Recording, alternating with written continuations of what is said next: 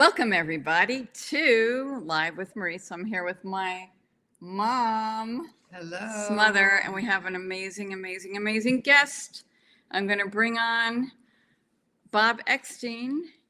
Bob.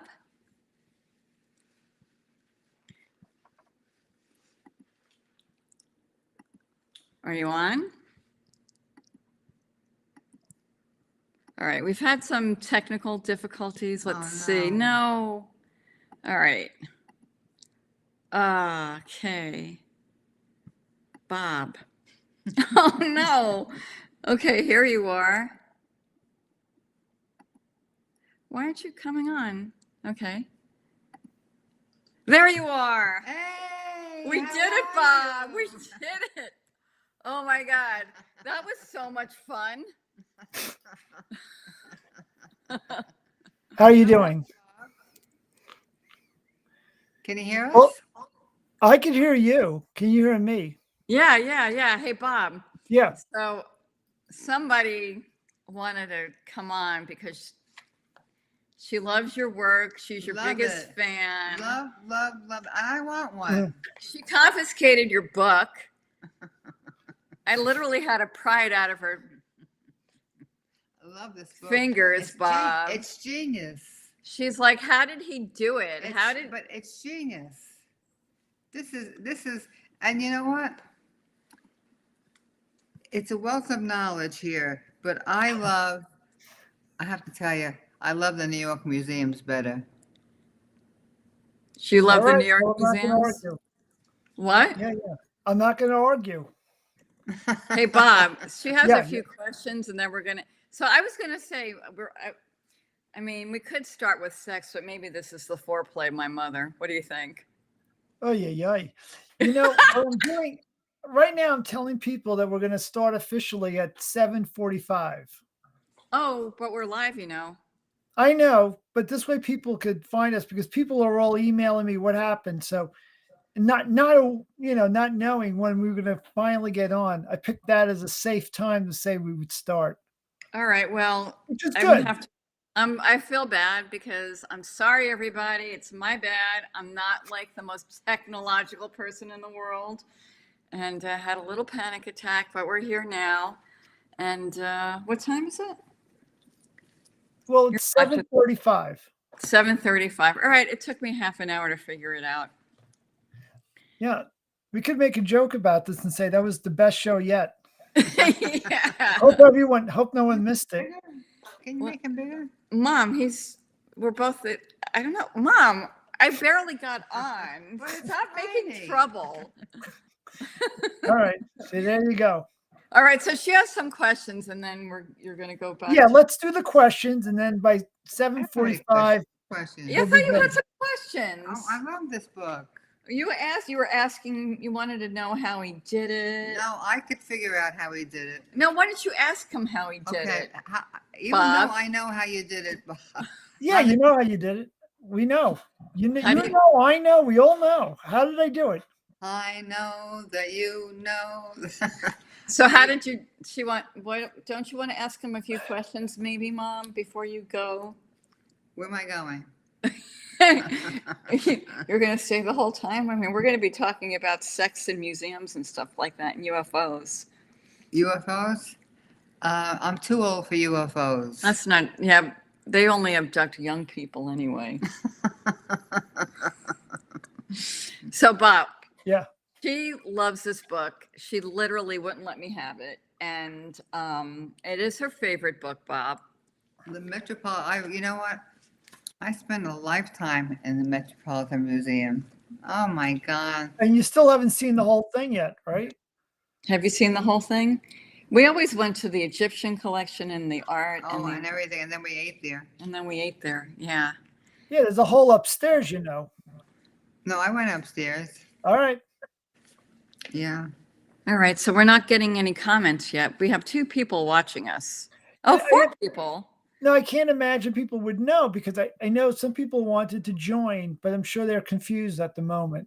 All right. Well, again, it's my fault, not Bob's. No, it's okay. I'm just explaining, though. I don't expect anyone to join. It's a tough one. That's why I was wondering if we need to notify people online that it's on. Okay, you want me to send like another thing? I think you should. Okay. I think you need to sing it. We have until 7:45. Okay. So that's when we're officially starting. Okay. So, go ahead, Mom. All right. I'm going to do a little post and say, okay, save to photos. All right. So, Bob, what's your favorite museum that you have in your book, by the way? You could ask him some questions while I'm posting, Mom. Yeah, this is like being on the Tonight Show, except totally different. Yeah, except the green room is live. Yeah. You know, there's so many museums in this world, but you have to admit Yeah. that the Metropolitan Museum is the best. Am I right or wrong? It's a very good museum.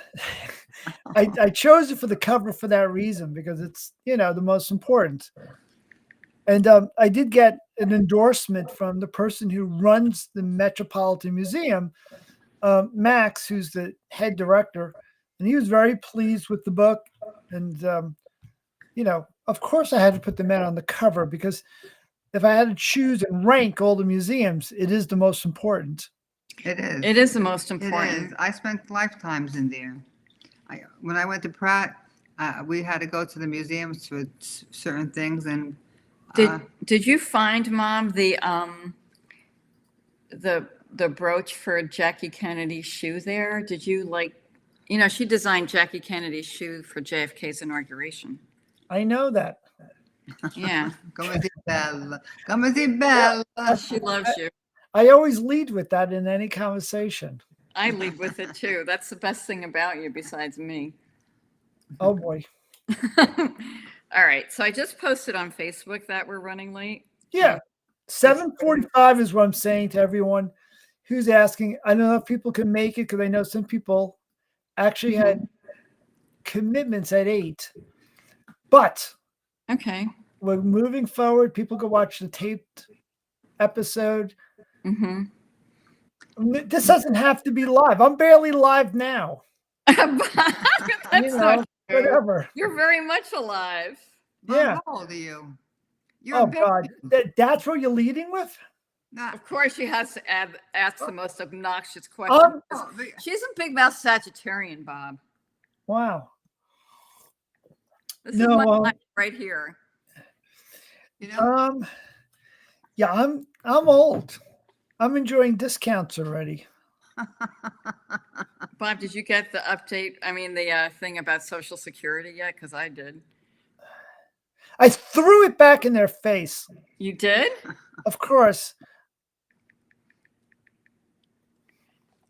What's the name of that magazine that keeps on trying to demoralize me? Oh, you mean the New Yorker? No, the ARRP or whatever that is. They're always trying to tell me I'm a senior. AARP. Bob, let me tell you something. That magazine has like a shit ton of subscribers, man. Yeah, well, they don't need to bring me down. We have enough magazines bringing us down. Exactly. All right. So, Mom, do you have anything to say about Bob's book? Anything I else? absolutely love it. But Thank you. tell me which museum you like the best. Well, I changed my mind. It depends. I live next to the cloisters, so that's a sentimental favorite. Mm-hmm. I always said that I wouldn't stay in New York City. I was living in New York City my whole life. I had enough of it. I grew up in a very bad neighborhood in the South Bronx, in the projects. And I said I wanted to get away from the city, unless I could live next to the cloisters, which I consider the most beautiful place in New York City. Mm-hmm. And I did move next door, and I have stayed in New York. And I wouldn't have if I didn't live right next to the cloisters. It really is a beautiful place. It is beautiful. I love the cloisters. But how is New York now? Is it? Where are you now, Bob? Are you in New York, or are you Right now I'm in Pennsylvania in my office. Okay. And And this is decorated as an old ship because I was writing about being on a ship as a stowaway. And before I wrote the book, I wanted to get in the right mood and the right sense. So I recreated the inside of a ship. when you were writing this book, you recreated the inside of a Not, ship? not that book, a different book. Oh, There's so always different books going on. Right now, I'm just finishing 2 manuscripts this Friday for 2 different books. And then I'm working on 2 other books in the months ahead. you are prolific. You have to be with publishing now. It is so difficult to make a living that the only way to really make it a full-time job Hmm. is to overlap.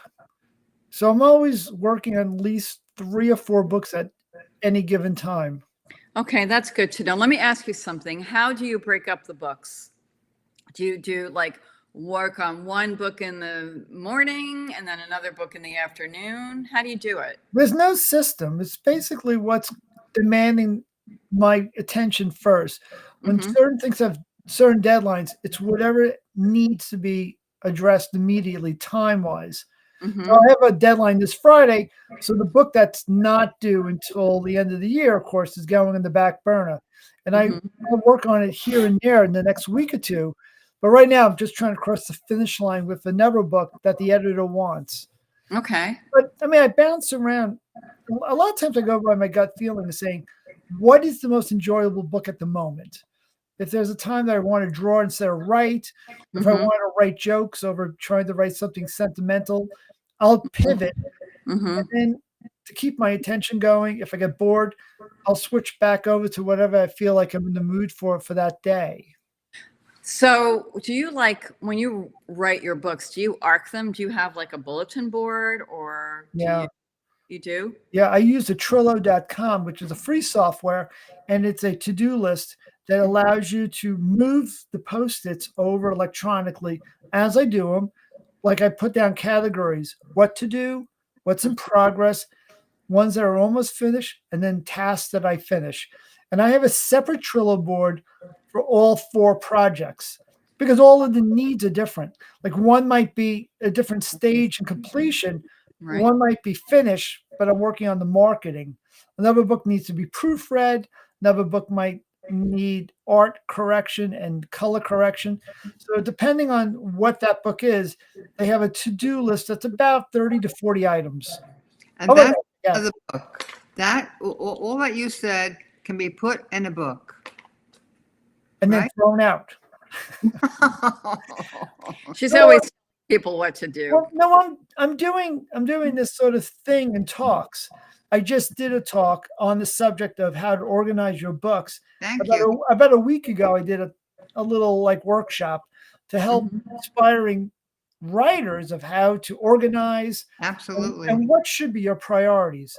Trying to Mhm. explain to them really in what order you should be thinking, and also things that a lot of people never even thought of, but someone like myself who's been through this, made a lot of mistakes. I've worked with all the major publishers. I've worked with, Penguin Random House, Simon Schuster, but I've also worked with small ones. I even self-published, and I work with medium size. So I kind of know the different circumstances, challenges, depending on what you're working on.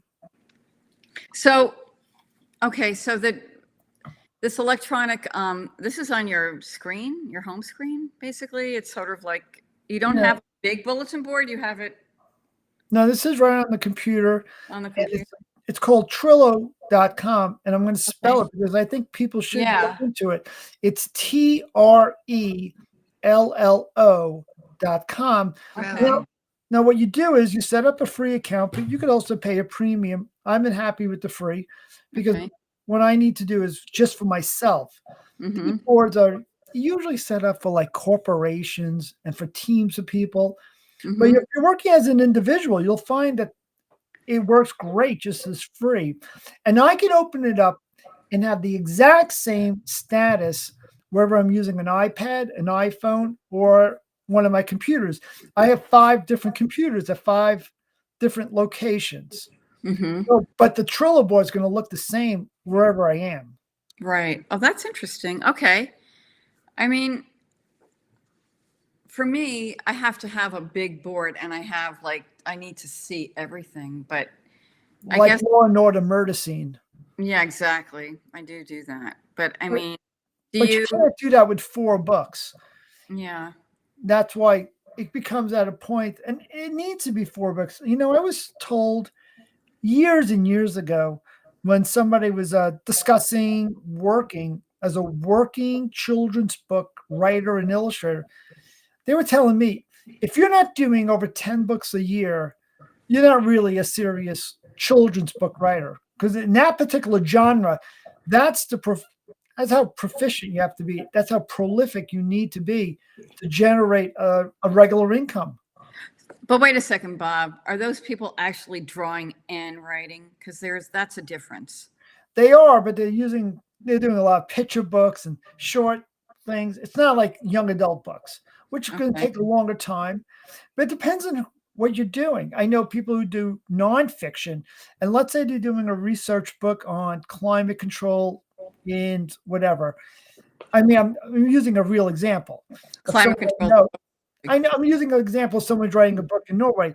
Their projected time will be 7 years to complete the book. Right. It's different for each genre. And I also know people who are writing romance books, and they're writing them about once every 2 weeks, and they have working with them 4 other ghostwriters. Okay. So here's like somebody. Okay. Did I ever tell you that Jim Patterson gave me my first job in advertising? Now he's known as James Patterson. No, I know that. And he's a very complex guy who's he's a philanthropist, and he's also sort of a business guy who's really, he cranks out books. He's not even really writing the books. But It's the a thing is complex about thing. the thing about him is when he was the creative director at J. Walter Thompson at the on the Burger King account or every account, he would have these ideas and he would farm them out to different people and he would work with them on the idea. But he'd say, okay, this is what I want you to do. I want you to do a campaign called Aren't You Hungry? We're going to have a little girl and I want you to write it. But that's the exact same thing he's doing with his books. He's like, I have this idea, and he hires people. He's even using and working with the same people he worked with in advertising. I know. It's the way it is. People are cranking out books. But it's Books. No, I can't get into it. She doesn't like his books. No. well, He does. He's a billionaire. what's problem with the books is it has a formula, like Yeah. so much, like everything today. I see Mhm. it in cartoons. I see it in stand-up. There's a lot of people who are so workshopped, and they're taking the lead from what they're learning, and they're just applying the formula. And in his case, like so many other big writers are doing the same thing. Mhm. But you've had a very acclaimed sort of a back history. What you did you? Are you leaving, Mom? Thanks for. No, I just want to get the book. I want to show you. What book? Geez. James Patterson. No, Ma, he doesn't want to see James Pat. We're going to finish our conversation, but you could say bye to Bob. Okay, if you well, want. it was nice seeing you. Thank you. I don't know if you remember me, but Of course you do. I used to be on the line with my daughter. I used to go with her. All right, Mom, I love you. Thank you. Arrivederci. Ciao. Okay, thank you. Bye-bye. And now we You look great. sex in museums and bookstores, Bob. Okay. All right. So anyway, getting back to Jim Patterson and all that and writing. Okay. And Trello, which I didn't even know about, which is interesting. As you were saying. I mean, some people have to do these things though to survive. I'm not talking about James Patterson. I'm talking about other people who need to some way or another be more productive. And you do find out that, when people first get into publishing, they think, I know a lot of people were already like ordering that lap pool in their living room, and they're already planning on these world trips, and they assume they're going to get these large advances, and it's just simply not that way. Wait, who's planning a lap pool in their living room? We remember those ads in the New Yorker? They had the fedora hats, and they also had these pools you could swim in your living room. I do remember those ads, but people are actually planning on buying that lap pool. How many times did you ever go to someone's house and you saw a pool in their living room? That's only like about the size of a coffee table. I've never seen a pool in somebody's living room. I've seen pools in people's homes, but not in their living room. So if you place an ad, you would think it must make sales. There must be somebody who's ordering these swimming pools and wearing those hats. So you think there are people who write children's books, like 12 of them a year, and they have the income to buy that pool? Well, let's get into some dirt right now. Okay. Now, I am in touch with a lot of editors and publishers, and the one Yeah. maybe not so well kept secret right now is Mhm. that children's books are not doing well. It Okay. is a very tough genre right now.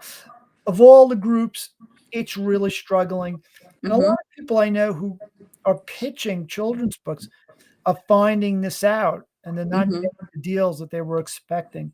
The places where you can do very well is the niche romance books, the very specialized romance books like sport romance, um, daycare romance that takes place specifically in a type of thing. There's like pregnancy romance, where the whole story revolves around. Pregnancy romance? What's Yeah, that?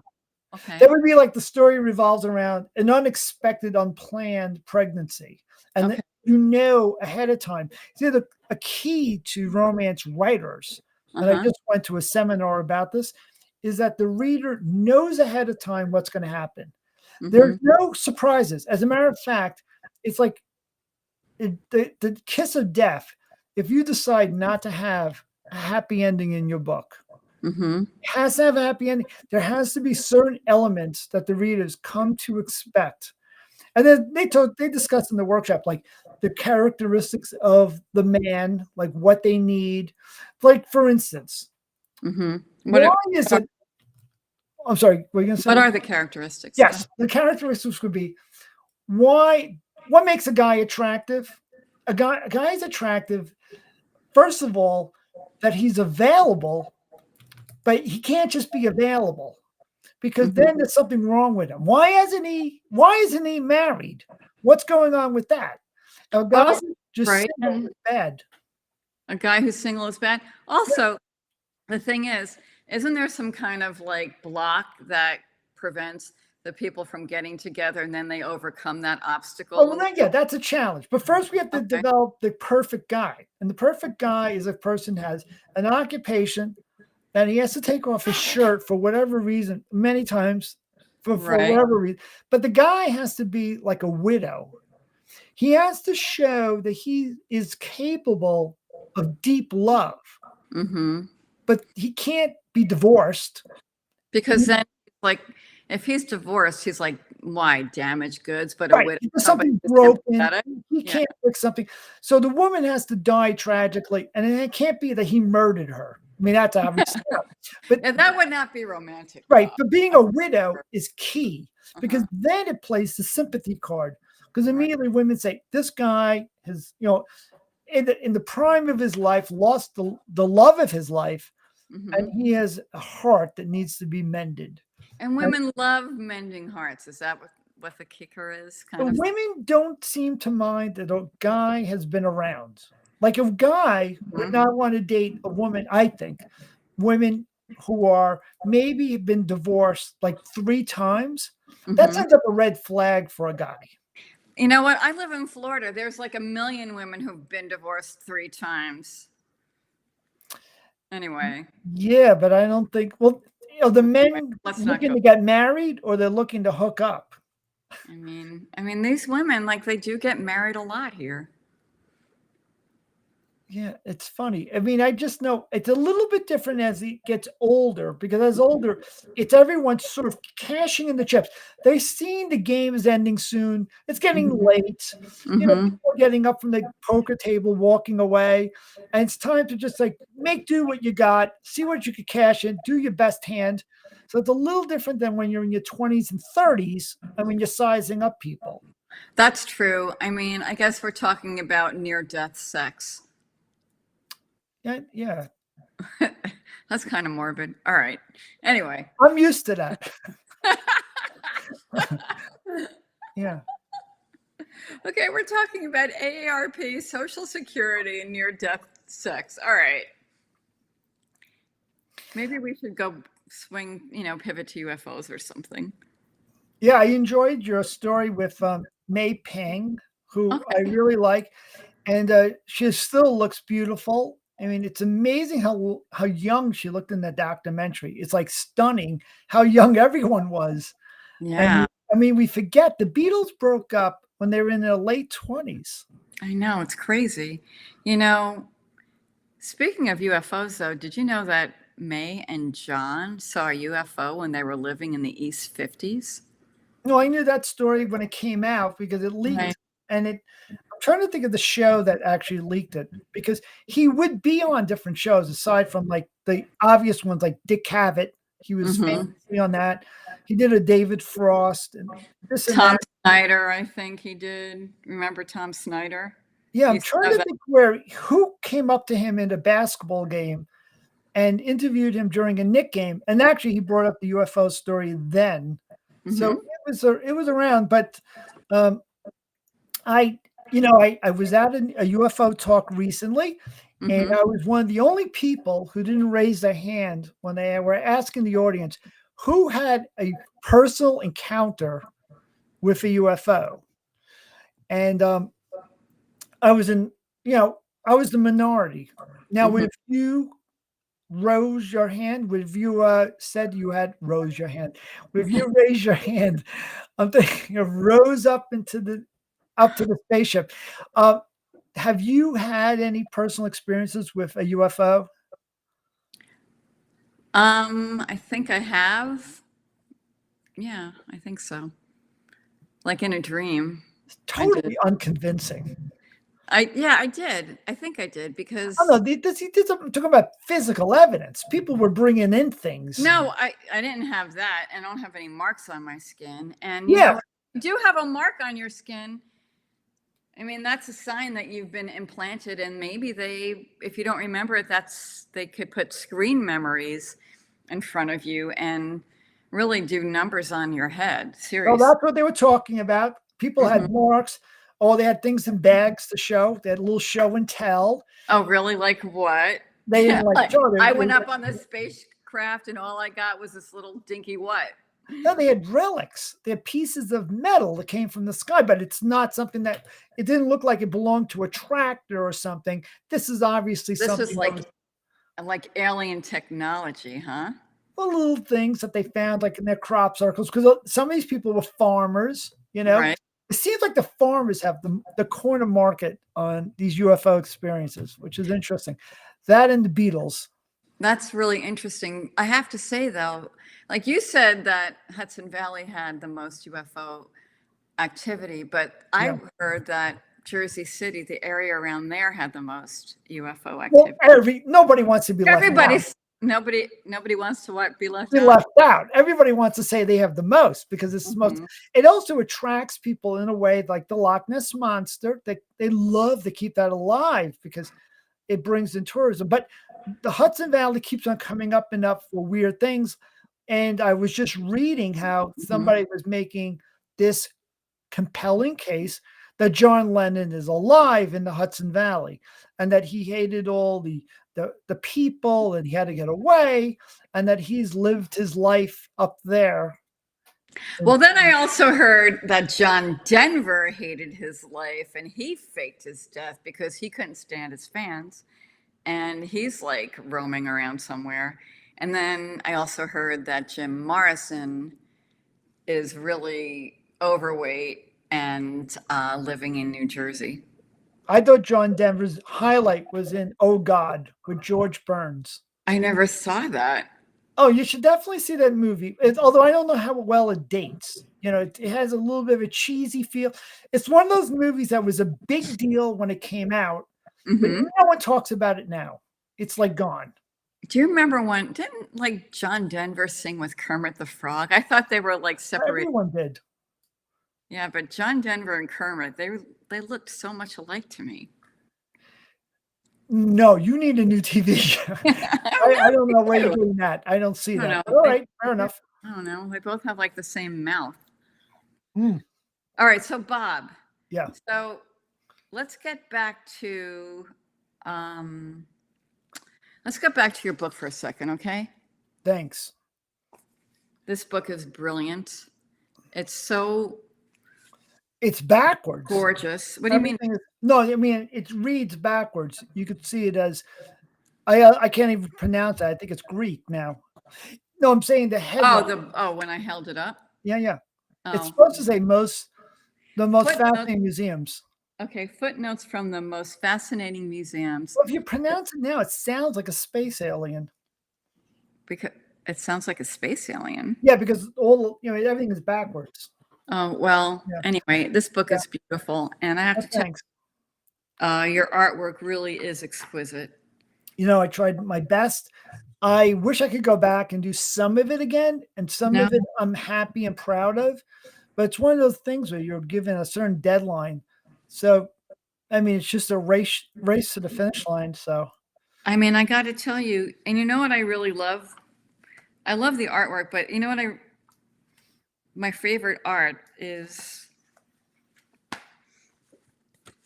like these spots on the page. I love that. thanks.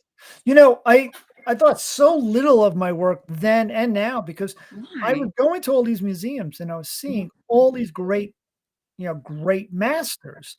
So I'm seeing the best in the world, and I'm seeing it every day, seeing so much paintings that by the time I go to do my own, it's just impossible to meet those expectations. It's just really hard. And I just had to go through and say, look, I think this is a strength of mine. I'm willing to put out work that's not very good. I mean, you do this with cartoons too. Like you say, it's not great, but you're willing to just do it and not beat yourself up and not be a perfectionist and be willing to put out your B and C work and not always your A work. I mean, that's why live drawing, I cannot sit there and say it's a good drawing all the time. Sometimes you do it and move on, turn the page and you start a new one. And that's the way it goes. You know what's interesting? I mean, I have two comments about that. First is getting back to John Lennon,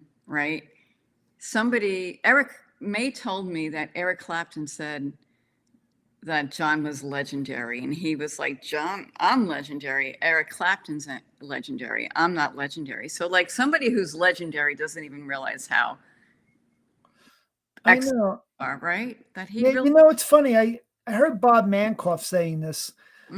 I don't agree with everything he says, but I remember him saying something along the lines of that some new cartoonists, if they think their work is great now and they think very highly of it, he feels like that was a red flag. He felt like the better cartoonists would not say that. They were more modest and they would say, there's always more to learn. And I was guilty, by the way, of being immodest and thinking that my work, was, should be in the magazine or whatever. There were times in which I had that big ego, like the size of God's cigar, where you go in and you say, give me the page. But he kind of, gave me a little bit of a kick and said, even himself used to think that his work always had room for improvement. And if you thought that way, that everything you did was great, it's because you had your head up your ass. Interesting. I mean, I never really thought everything I did was great. I saw there's a person in the comments, Lars. Bob was just saying how much he's a fan of Lars, and I'm a fan too. So I'm glad. Is he in the comments? Yeah, I'm glad he's listening. And hi, Lars. If he is, this is Lars. He does the Weeble Wobble people, but it's really tough. There's just so many cartoonists. Everyone's on stage, and no one's in the audience. Everyone now feels like they can do it, and there's just not enough real estate in cartooning. Yeah, I know. But that's always been a problem, and there's less and less real estate in cartooning. Yeah. We love you too, Lars. Oh, I take it all back, you bum. So wait a second, Lars. What do you mean by darker? By the way. Oh, he's going back a ways. That's when we started. Probably when we couldn't even get on the air. Oh, okay. Living room lap pool romance. Romance. Yeah, I promised I would speak about some romance. We should talk a little bit. Yeah. So what about, didn't you say you had sex in a bookstore at the Strand bookstore, Bob? Well, you know, I should explain this better. Mm-hmm. First off, um, you know, I dated girls, a girl or two who their thing was to have sex in public. You know, I had one girlfriend who I never, I never had sex in bed. It always had to be in a public place or whatever. And I think the thinking was, and I can't argue this, is that sex with me cannot be interesting unless it did involve a cemetery or a police breaking into a public swimming pool or something like that. And this literally was a thing where the only time we had romance would be someplace that was very public or something. But that's a long time ago. I need to Mm-hmm. preface too that sex to me is a fairy tale. Sex to you is a fairy tale? It's something that's in a very far away place many years ago. I haven't had sex in Bob, 24 years. you haven't had sex in 20, you're married, Bob. I don't count that. You don't count? Not counting my wife. Okay. I'm just saying though, but What are you talking about? I'm totally confused. You haven't had sex in 24 years? I'm not counting my wife. I'm saying Okay. I'm not counting that. Okay. It was so different too at a time. I mean, before COVID, it is amazing how different everything was. You'd go to a wedding Mm-hmm. and you could hook up with a bridesmaid or you'd meet people there. Everybody was so much different than it's Mm-hmm. been the last like 10, 20 years, where now everything has to be so formalized with you're dating, you have an app, you have to go through these sort of routines that exist, as opposed to saying that you are talking to someone on the subway. I mean, I remember when I was young, being on Mm-hmm. a subway, and you could meet somebody. You can come away from a subway ride with a phone number. Mm-hmm. There's no way you would do that now. Anybody who does that now is totally considered creepy. See, I kind of feel like people should be meeting organically again. I I'm Of like course. I'm kind of like not into technology at this point. I mean, obviously I couldn't even get us live. It took me 35 minutes, but still, I But mean, it's a lack of openness too. Like I said, I remember going to different things when I was younger, mhm. and your whole view of it is open to possibilities. Anything can happen in any given night. Now, Mhm. when I go to the Irma Bombeck convention, Mhm. I am one of 3 men at the convention out of thousands of women, and 2 of the other guys are gay. I'm still lucky if I can find someone to have lunch with. It is because there's a protectiveness everyone has. Everyone's not only are they afraid to just be that open, they're afraid to be hurt, I think. I also think people are like looking at this all the time and they're not Yeah, exactly. really, I mean, that's a big problem, Oh, actually. yeah. I mean, part of it's me, of course, too. I have shortcomings and stuff. I just realized why I have not done better with the women all this time is I'm a loud eater. You're I allowed to see eat it. I eat loud. I see this now. This could have changed my whole life if that wasn't an issue with me. Bob, but are you always eating when you're meeting people? I don't Yeah, know about yeah. that. No, when you're I on mean, date, maybe you're you're always eating. You're maybe I don't know. Maybe you give off married guy vibes. That could be it no, too. no, I've been a loud eater. Before I was married, I ate loud. This is But something that's always been an issue, and I don't think anyone would say it because it's too stupid to admit that they want to break up over my loud eating. Bob, I have eaten with you and I have not noticed that you're a loud eater. I am. I'm telling you, you're in a group setting. I You have to be a one-on-one on a date. You would say, "I'm out of here." Bob, I've had meals with you one on one. I've never felt that ever. I don't know. I So no, no. I don't know. Should we? Here's the thing, Bob. I mean, you were talking about how you were insecure about your artwork, and I, pointed out that John Lennon never thought he was legendary. And I think the best people are the ones who have a little bit of like, they always feel like they have to do better. I mean, maybe that's what drives like the best people. They're always wanting to do more and do better. That's kind of a good quality. Sounds good, but not true, I don't think. Why I'm is that? always the least in my group. So it's not a question of being modest. I'm serious. I'm always the person in my group. My group is always, even coming out of the gate, I was surrounded by gorgeous people. I was the one not gorgeous. And I have stats even to prove this. I'm telling you, I have my best friend, my very first best friend, Joe Pallister, in grade school, was later Playgirl's Man of the Year. My first girlfriend, I remember, very gorgeous. And that was, I don't know, 14 years old. I was always fighting against the tide. And even later, we're trying to be funny with cartoons. The cartoonists around me were always very good. I mean, I mentioned my best friend, but you and me shared a best friend later, Sam Brooks. Right. Now, he was the best. I mean, how do you? He was the best. When you go and show your cartoons, I'm always the last guy picked in the group. And I was always surrounded by really good-looking guys. And I got a chance to date very good-looking women. Wait a second. Fighting. It's always that I had no leverage, no power.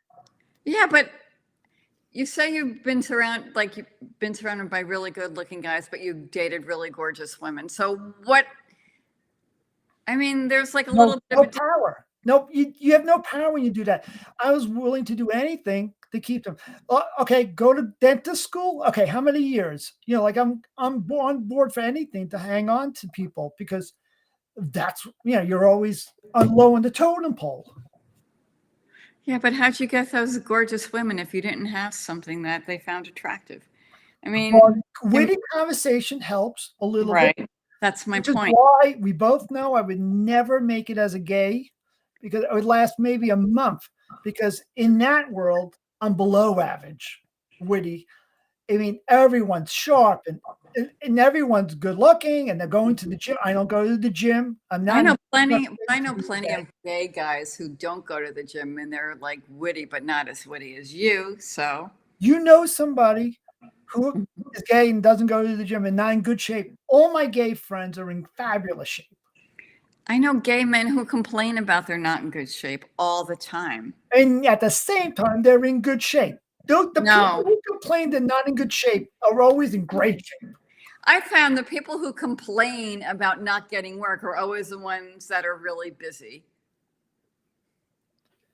Same thing. I don't know. Right now, the porn that I'm into now, is Pinterest interior design.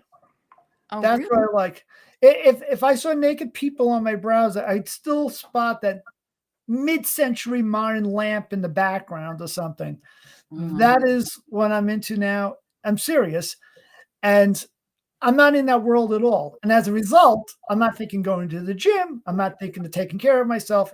Like I said from the beginning, sex for me now is a fairy tale. It's in a long, faraway land, someplace very far away.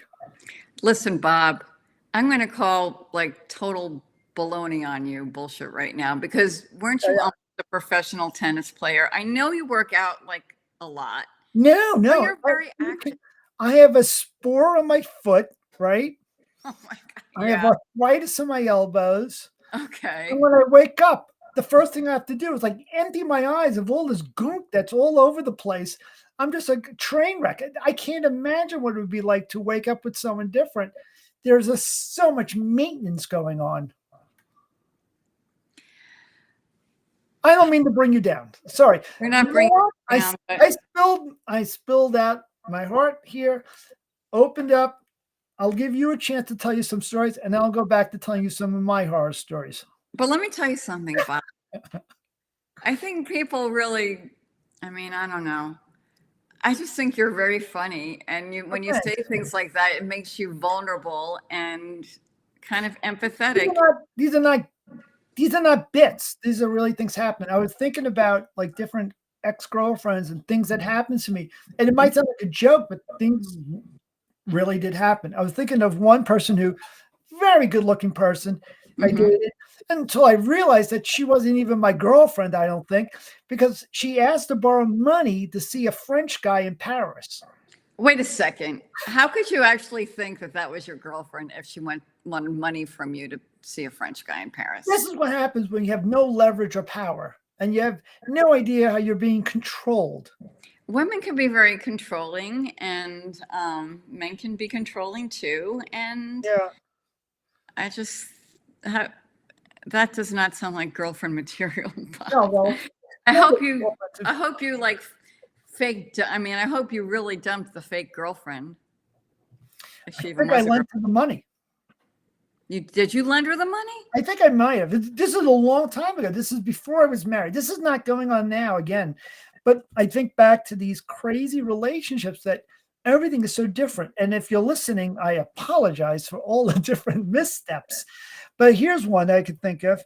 I was dating someone who had a roommate, and this Mhm. guy wanted her out.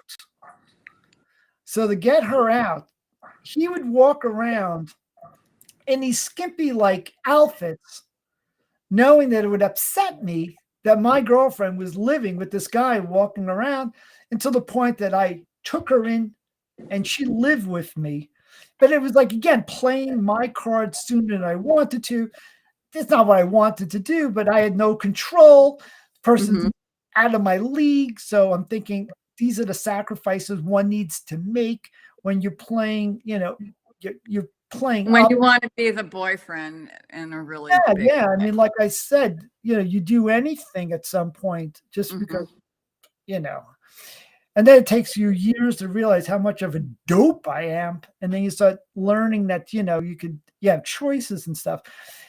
But everything is so different now. I can't even imagine what it's like to be out there now because, like I said, it's hard to make that small talk without people starting to read into things. Mhm. Well, I live in Florida, as you know, and the ratio here is 10 women to one man, right?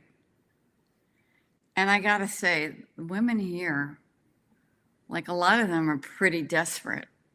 It's really like ridiculous. It's kind of Now, unattractive. have you thought of expanding geographically and saying, look, Florida is a small state. It's a very small, insignificant place to say that my dating pool is going to be limited to just the Miami Beach area. Have you started reaching out to your North Carolinas and your Louisiana? The men are really, they're I have known a over there as being really good prizes. I have a friend who lives in North Dakota, and she's telling me to move there. She is. She's like, there's like some kind of app that is like all farm boys and cowboys, and she's like, yeah, you Hmm. should try that one. I'm like, I don't know. And they say the same thing about Alaska. Alaska is supposed to be 10 men to every woman. And there's Really? some women who go up there and they, you know, supposedly they have their call. They could call their own shots because all the Hmm. men up there, there's all these jobs for pipelines and there's all this construction going on. And that seems to be, as opposed to where you are, where there's not a lot of jobs for men. I mean, it really is for retirees. And also women outlive men. And it's not because of, I'm not saying that they're poisoning them or doing anything foul play, but naturally women do outlive men. Hmm. What's the age group we're Yeah. looking at here now? What are we looking at for What do you yourself? mean? What's your goal here? What's your age group that you'll date? I guess 55 to 65. I don't know. Oh, I'm waiting for you to go down. 50, I want you to say 55 to like 38. That's pretty funny. Maybe I should. I don't know. You could. It all depends what you're asking for, I think. Right? 50, 40. Yeah. I You're gonna mean, get what you ask for, so be careful. that's true. I should like really think about what I want before I start putting it out there because words have power. You What know, do I know? I'm not doing anything on my end. I just I don't mean to say like know what I'm doing. I Mhm. know nothing about dating. I'm learning from you what is out there because like I said, I'm not I would never cheat on my wife I know your wife is a very lucky woman. Let's unless just she was that. very hot. You know, Don't be a jerk. no, I know you wouldn't cheat on your wife. but you know what? I could share a story that's a good lesson. Um, Okay. when I was in college, I had a nemesis, a You person. don't have a nemesis now? I had plenty, but Okay. my nemesis in college was exceptional in the fact that we really did hate each other. We had really did not get along at all, Mhm. and we ran into each other 12 years later at a funeral. Mhm. And my attitude was, well, this might as well happen. And we eloped to Iceland. And that was who I married. I married my enemy. And it just goes to show you just never know where it's going to come from. I Well, mean, love and hate are very close, they say, right? There's a fine line. maybe So why did you hate her? Why was she your nemesis? the same reason I hate everyone. I hate anyone who hates me. She didn't like me. She thought I was creepy. Our teachers kept on putting our work against each other. We were always pitted against each other. Mhm. And then on top of it, our friends Wait, did did it. she go to Pratt?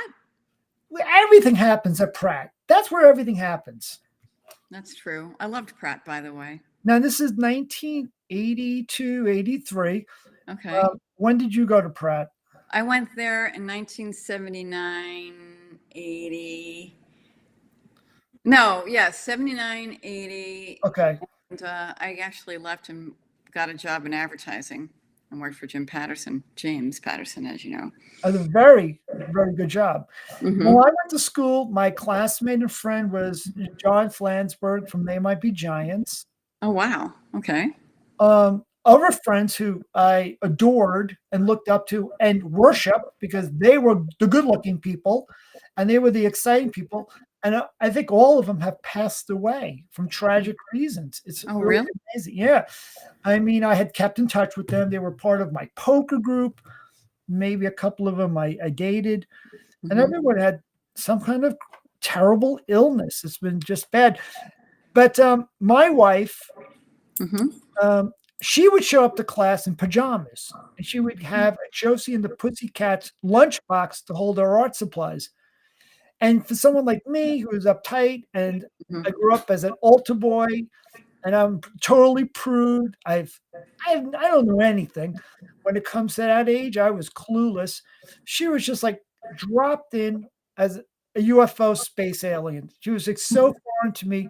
She wore her hair up in a babushka. The only thing I would say is that I always had a huge crush on someone for years and years that I wanted to date. I never dated her, Sarah Silverman. Okay. I met her, and Hmm. she actually was very generous with her time. She helped me with my writing and stuff. She gave me some advice. Hmm. But I always was enamored with her. Hmm. And, seeing Tammy again 12 years later and seeing the resemblance between Sarah Silverman and her didn't hurt. Yeah. Okay. It didn't hurt things. So, Hmm. there's that. I love Tammy now for her own reasons. The fact that she doesn't still hate me is a huge plus. Well, that helps when you're married that your wife doesn't hate you, Bob. Let's just admit that. But I will say this is what I was always attracted to with all these Hmm. women is how they abused me in the sense that they were critical. Tammy today is very critical, and it's actually very much helped me, including my new book and Hmm. including the museum book. My museum book, I would show to my mom and sister and my editor, Hmm. really get nothing. My editor, by the way, dropped out of the project. She got very, very ill, and then she dropped out of her job. And She then never came back.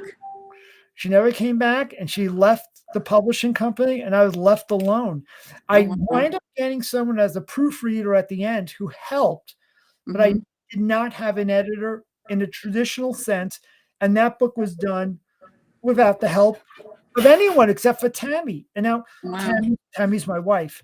But Hmm. my sister and my mom would say, "Oh, this came out great. This looks great." And Tammy would say, you got the perspective wrong on this, or this doesn't really excite me. This is really not working. And I would go back and I would do things like 6 or 7 times over. There were some museums I did multiple times. Sometimes a museum came out just right, and I Mhm. would know it, but most of the time, they were things that needed to be addressed. Mhm. And for whatever reason, the feeling wasn't right or whatever I did wrong. But Tammy is very critical, and that's because her parents are a nightmare. But she is that, and that's what I was always attracted to, was challenges. When I dated other women, they were, I think, above me, and they were critical. And then I remember dating a stand-up comedian who I think, she considers herself funnier. And so Mhm. anything I did, I was fighting always to get her approval, to justify any type of, saying that I was funny or I was good at something. So you And that was like women attractive. who were kind of like challenging, who kind of don't love everything you Yeah, if what you is it? date someone, they say, "Oh, you do such beautiful work," and Yeah, nobody immediately that's a turnoff. mhm. You want somebody to tell you to be honest with you, is that it? Or you want something It's to nothing to do with honesty. It has is it more to about do, criticism? it's all to do with, "Oh, if that girl thinks I'm a piece of shit, she must be special, and she is something Mhm. desirable." If someone tells me, "Oh, they're lucky to date me," and stuff, oh, then something's certainly wrong with this picture. I could do much better and Right. get rejected. You're always looking to trade up. You're always looking to say that you're with somebody who's you can never make happy. You can never really, you know, you know, impress them. I'm constantly on audition. Well, maybe you just like working to get the laugh. Maybe Well, that's it. that's always part of it. That's one way of getting attention. I remember as a little kid, that's the Mhm. way you got the attention of the family. I didn't Mhm. start speaking till I was 5 years old, but I was still making jokes using pantomime and doing slight gags and things like that to get the family to laugh. And I saw that certain people, like my grandmother, was the Mhm. life of the party. She would Mhm. make a joke, or she would cut the cheese and everyone in the room would crack up.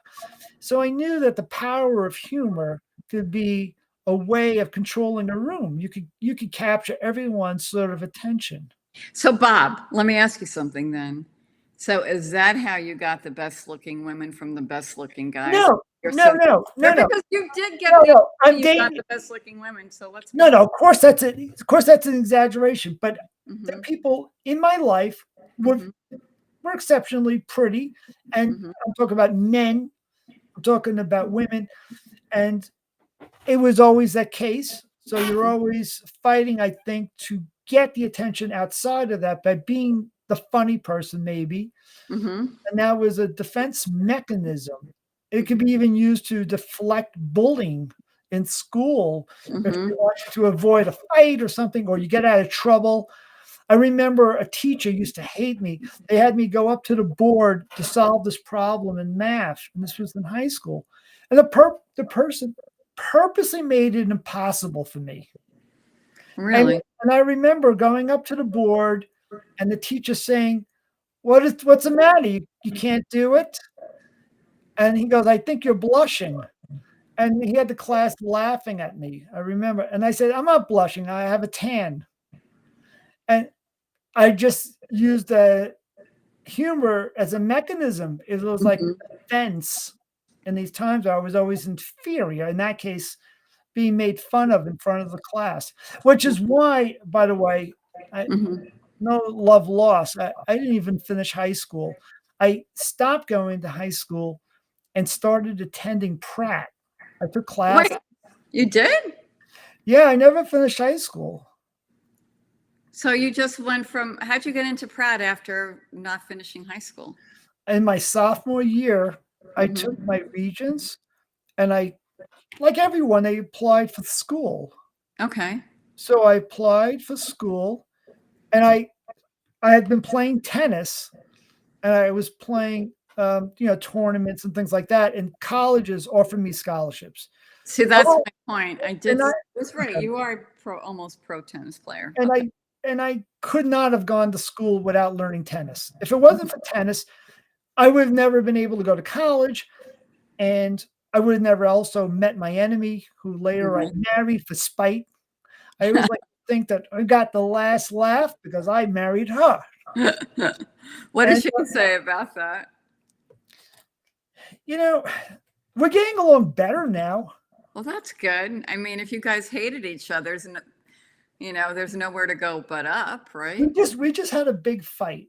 We You just had a did. big fight, and I'll just share it because it's embarrassing, but at the same time, it would help me to get Mhm. through this.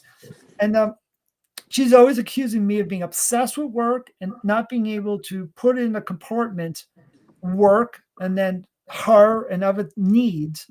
Mhm. And I said, it's hard. I mean, we don't make much money as a Mhm. cartoonist and stuff. And as it is, I grew up very poor. So you're constantly worried about money. And she pointed out that when we were planning to go away and I was Mhm. going to propose to her, that she recalls before we went on the plane, I was taking a phone call from the New York Times and I was talking about doing a job, even though I was planning a vacation with her. Right. It happened 24 years ago. And not that we haven't had sex since, and that's not the reason why I said we've never had sex, not because of that phone I call. know you were lying, but anyway. But no, well, the point is it's different. Mhm. It is different when you're married, and you know that.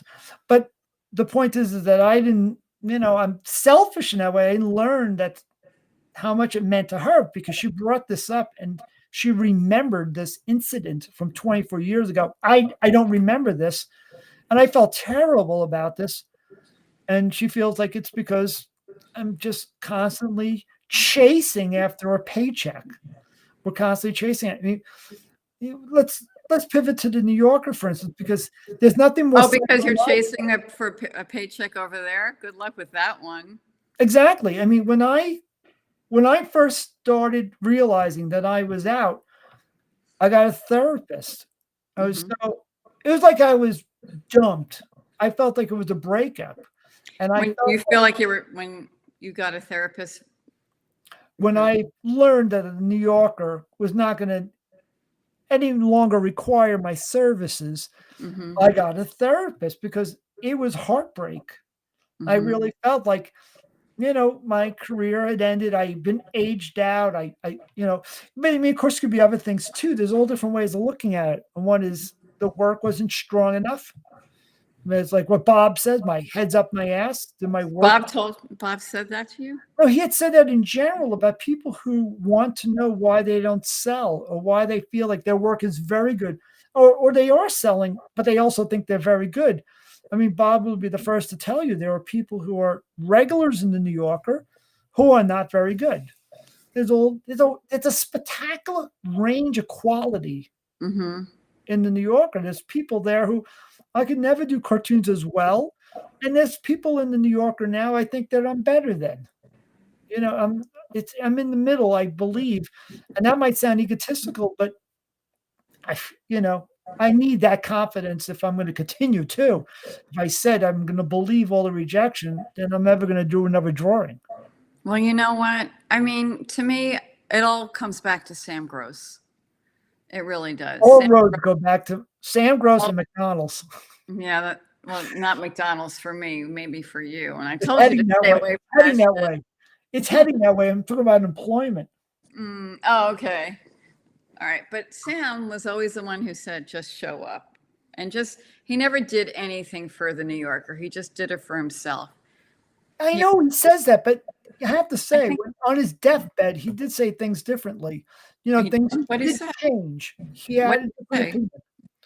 What was that? What did he say? Well, I don't want to say exactly what he said because it was just I'm a prude and I don't use that language. But he did say, in a paraphrase, he said, "We're screwed." Well, we are screwed. But Lars, you're right. All roads lead to Gross. Absolutely. Yeah, Well, I mean, I'll ask if there's anyone listening if anything we've said resonates with them, if they feel like anything we said makes rings a bell or if it's just a bunch of hooey. But those are the feelings I have. I'm trying to be frank because I feel like when I hear interviews like on the cartoon podcast, I actually really like the host and stuff. But sometimes the guests say what they think everybody wants to hear, and everyone's so polite and nice, and no one's actually speaking their mind about how they're feeling, how the situation is, which is dire. The landscape for this field is not improving, but it's getting more and more challenging. It's getting worse and worse. So I just think, you have to figure things out and, do other things with you. I mean, it makes me think about like, okay, maybe the rejection at the New Yorker will compel you or propel you to do something else. Like Charles Schultz was doing these like little kid comics and little kid cartoons with these like children. And then he was getting rejected from the New Yorker. So he goes on and he does Peanuts, Yeah. And I told you, I said, maybe it's a good thing. Maybe it's a good thing that my cartoons are no longer, funny or no longer enjoyed. And because it makes me focus on books, and maybe that's where my future lies. Maybe I should I be think producing books. I also look at the New Yorker as this.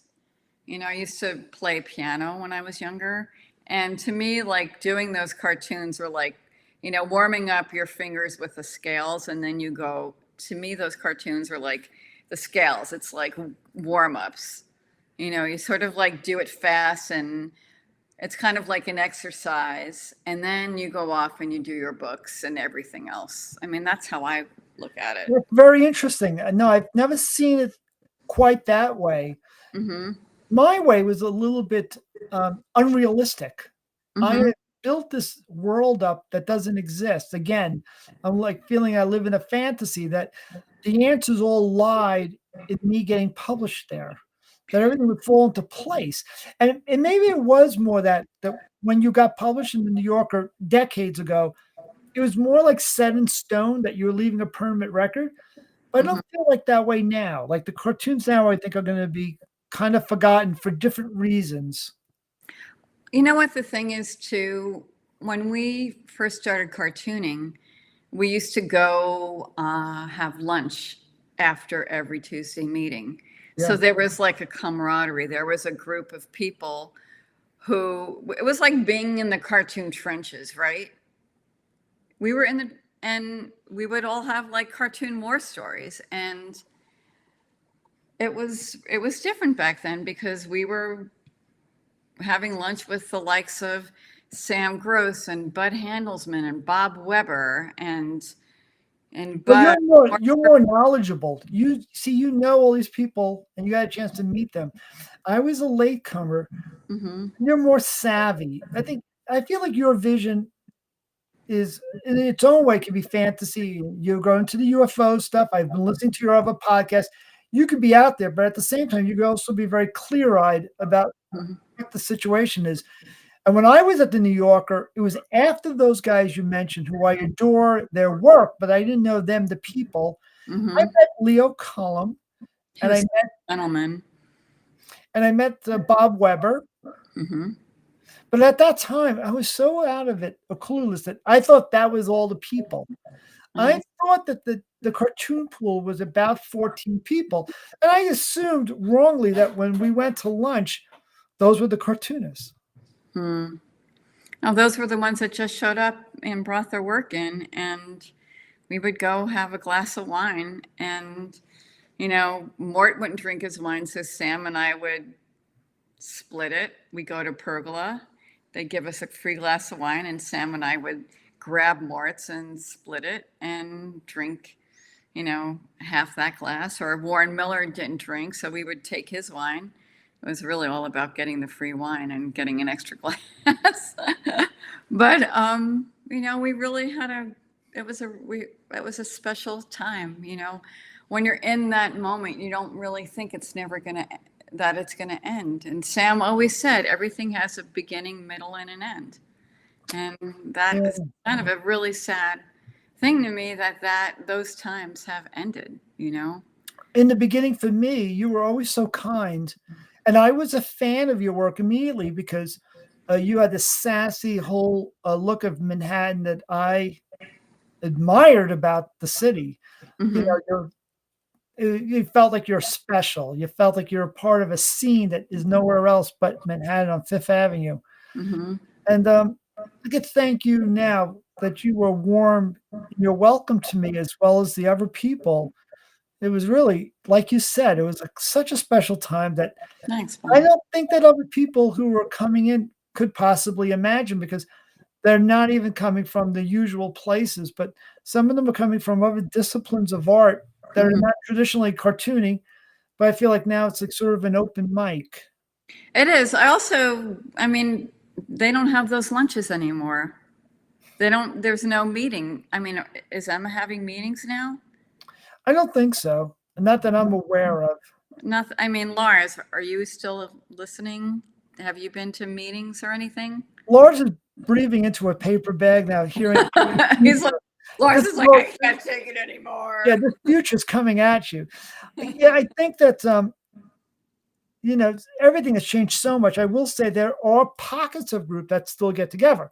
I know that there's an age group that's Mhm, younger than my own, like Ellis Rosen and all his friends. I mhm, see that they're getting together socially regularly. And I mhm. have a group that gets together, but my group has thrown in the towel. Really? Yeah, I mean, my favorite cartoonist, my favorite, I think, the world's greatest living cartoonist is Nick Downs. Mm, A lot of people can't believe I say that. Yes, he's still living. Um, mhm. I Bob. and he has said that he is, um, retired. He's pretty much retired, as well as other people in my group. Robert Layton and David Borchardt and others get together, but they're all, kind of feeling frustrated. Yeah. All right. So Lars, we just heard from, thanks, Lars. Okay, Lars, yes, haha, I'm here. I haven't been to a meeting in years. Last lunch I went to, it was with Sam, also I'm LA based. Oh, I didn't know that. So, not Well, out. the LA people I know meet, there's Thank guys you. I'm friends with, um, Ivan, and I know there's, Matt Diffie is out there. I Oh, haven't Lars, really been in touch with them. yeah, Lars, you should get together with Matt. They do. I'm They sure they do? do. I'm sure that they all get together occasionally, Hmm. in that little contingency of the LA. Um, they have a whole different sensibility too, I'm sure, of the business because they, like us, Hmm. have decided they're not gonna wait, and they're Hmm. getting into things like TV writing, and they're doing other projects. I would have loved to have done the TV writing, but I didn't, maybe I didn't have a skill for that, and I fell into books. But I'm waiting for I do. Laws, I do too. We're married. Oh, you see, Matt and Ivan. Okay, that's cool. Say hi to, I don't know Ivan, but I love Matt. Tell him that I said hi. Ivan's a talented young guy, He is and talented. I met his wife. I actually hired Ivan and his wife when I was an art director for a short time at a publishing house that fired me and replaced me with AI. Oh my I God. was I Who was were in they? charge. Can you say? What was that? Can you say who they were? Who? Yeah, they're scum. Yeah, This publishing house is the same people who did. I'm not going to say because you never know when it's going to come back. that's But true. That's but true. I That's but true. I Don't had 12 like I do. employees, 12illustrators, and then the illustrators included Ivan and included Pat Burns and other people that you know. Hmm. And I had to fire all of them because now they're able to produce the covers for all the different books using AI. Hmm. I don't use AI. I've never used AI for anything, ever. And it shows. I know, and I don't care. No, you're right. It's an upsetting subject. And I Mhm. think that AI is important to medicine and technology and science. But when it comes to being creative, I don't think like Jeff Gloomberg, what's his name? Jeff Goldberg said in Jurassic Park, Mhm. they never stopped to ask themselves why they're doing this. You know, I don't know if people realize the power that they're playing with. I think it's going to come back and it's going to be an "I told you so." I agree with you. I agree with you. I'm staying away. I'm like 100% organic. I don't deal with that. And you know what I heard? I have a friend who is a screenwriter, and she told me that there was one TV show that basically the showrunner or the creator of the series, everything was AI, and the writers quit because they were like they couldn't Yeah. compete, didn't want to, and they were pretty disgusted. And then another, she told me that somebody used AI to develop a TV series and did all the character arcs, did it with AI, the whole show with AI, and she said it was really, really good. It's tough. I was given a batch done by someone I knew who Mm-hmm. submitted it, and I said, I had no idea that you could draw. These are beautiful. Mm-hmm. I said, and that they're not bad. Mm-hmm. I said, when did you take this up? And he said, oh, I used AI. I did the whole thing in like 20 minutes. The whole batch I sent in was an AI batch. So now the question is have some of the cartoons done by AI appeared already? And this is a upsetting subject. Let's get back to something I Can you know more wait? about. Is that somebody I know who did they sell? That's what I want to know. This person I did not see sell. What I'm saying is that there might be people other than him who have been using AI to turn into batches. I know that Emma has said publicly that she has gotten batches done by AI. So it's more than one. And it's more than one. It's more than my friend. So did she buy anything that was done with No, I AI? don't know. That I'm not sure about. But yeah, let's get back to I promise a sex story in museums. Yeah, okay, let's And hear I'm the not going to tell story. stories about sex in the bookstores is really those are only old stories from a long time ago. And if people must know, there are bookstores like King's and Strand's that are so enormous that have enormous maze-like cavern areas that even when the store is open, you could have sex as a kid when you have no place to go and you have no place to take your girlfriend. That was All right, back that's in the good to know, day. Bob. And No, I'm not saying I did it. I'm just saying it's plausible. wait a second, Bob. You did or did not have sex? No, By the way, I agree, Lars. You did or you did not, Bob, have sex in the I store. disagree with anything Lars says, but no, I'm going to say a story that's recent. Let's talk about sex in a museum. Okay. This does not involve me, but a person who is let's try. How should I word this? Um, one of the top executives of the Philadelphia Museum, we'll go unnamed, Mm-hmm. shared the story of how there was this guard that everyone uh, had their eyes for. This Spanish guard with these green eyes, tall guy, and everyone was interested in this guy. Sure enough, one time at the museum when they were opening it up to the public, the guard was having sex on one of the beds in the period room with the manager of the gift shop. Oh my God. Was the manager male or female? It was a female, and they Okay. immediately had to go to HR. That's who handles these things, and sat them down with other people who are in charge. There was a couple of people there. It wasn't just them. There Right. was up above people were there to attend a scolding, and the HR person explained that everyone in the museum has an employee handbook that clearly states that no employee is allowed to touch any of the artwork. So I'm sure as hell know that you're not allowed to F on the artwork. She Okay. I'm cleaning it up so we don't get kicked off Facebook. But the end of that story is that it's in my museum book cleaned up because I was told the graphic details of what they were doing, as well as the horrible aftermath in which the gift shop manager was fired over this, but the guard wasn't. That's not fair. I know you're going to say that. but I'm sharing the story. And the reason why it happened that way is because the guard is not hired by the museum.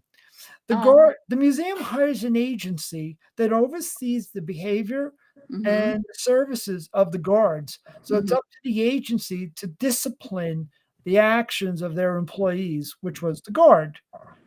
The guard kept his job, and the gift shop manager lost hers. Oh, well, that's too bad.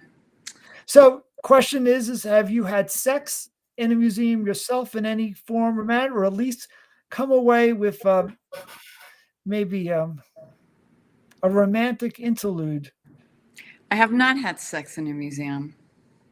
Sorry to say. The Visionary Archives. Okay, that's where you would go. The Visionary Archives is one of the very few places you can have access to that is very private, that has corridors that are totally closed off.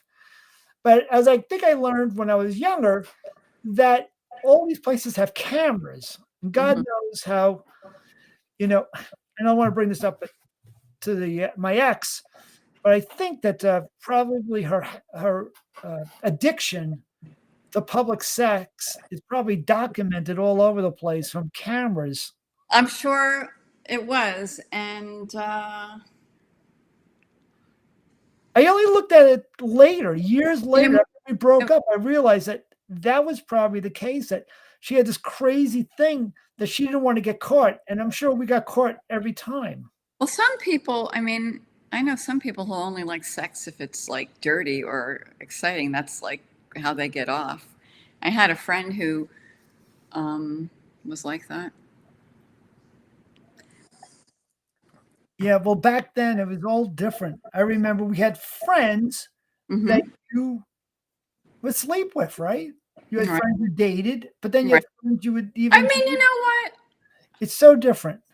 I mean, I could recall having sex in somebody's office who I've mentioned in this interview. There you go. That's all. I'm just trying to drag it out of you. Okay. And I'm very excited to learn that you one time did it with Sam Gross. I think Shut that up. I is so did cool. No, nothing to be ashamed of. not. It's a badge of honor. I made a move on him once and had no Get luck. out of here. Wait, Lars is saying good night. All right, good night. Yeah, we've been going on too long. I know. Let's like wrap it you up. guys are boring. Yeah, let's wrap it up Thank and you, say Lars. that we'll post this. I mean, no one saw it now, but maybe people will see it when we put it on newsletters. Let me mention my newsletter, The Bob, Yes. has been really well received. People really like it. And if you like it, I promote you. So if anyone wants to have their work promoted, you just let me know. Hey, Bob, are you going to help me set up my Substack? Yes. Okay. All right. So you're on Facebook, Instagram. You've got a Substack. That's pretty awesome.